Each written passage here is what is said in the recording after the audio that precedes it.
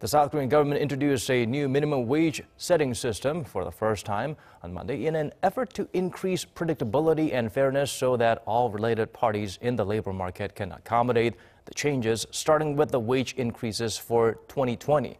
For more on this, we connect to our Kim Ji-yeon, who is standing by on the line. Ji-yeon, do tell us about the new system.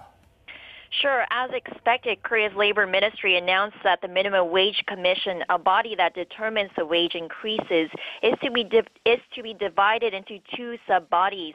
A committee of 9 experts will set the range for the new minimum wage rates among the 15 candidates recommended for the panel. 5 each are supported by labor management and government. A separate committee made up of representatives of companies' non-regular workers and small businesses will make the final decision. Its members will be reduced to 15 or 21 members in total from 27. The Labor Minister Lee Gov't said the new system reflects the recommendations made by the committee's task force of 18 experts, which has been active for 4 months leading up to December. And the committee has taken into account international standards set by the International Labor Organization. The new system will be more reasonable in that the rates will be determined using experts' opinion, which are based on objective figures. The decision-making process will be more rational than the previous process, which was a tug-of-war between labor and management.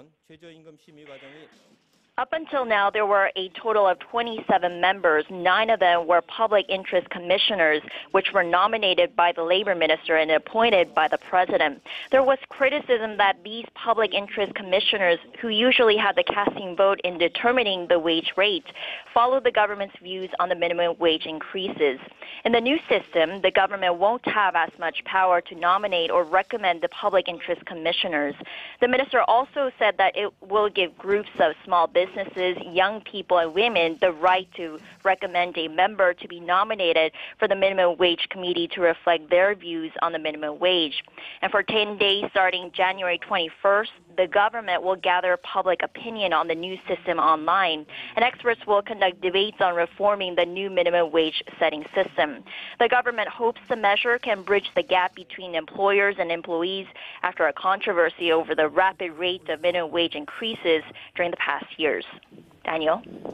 Well, Jian, at this time, it may be too early to predict, but how do you think the labor and management groups will respond to the government's latest measures? Well, before today's announcement by the Labor Ministry, one of the country's 2 umbrella labor unions responded last week, criticizing the establishment of the 2 sub-bodies, saying the committee of experts setting the wage rate ranges infringes on the autonomy of labor and management to set the rate. But all in all, we'll have to wait and see how they will react to this proposal. The 2 umbrella labor unions are scheduled to hold a workshop later this week on Wednesday to come up with a united response. Adjusting the pace of the minimum wage hikes has been cited in business circles, particularly among small and medium-sized companies and the services sector, was cited as the main reason why employers have been reluctant to hire more people. The country experienced employment shocks in July and August last year as companies reeled with the government's labor policy changes, including the 52-weekly cap on working hours.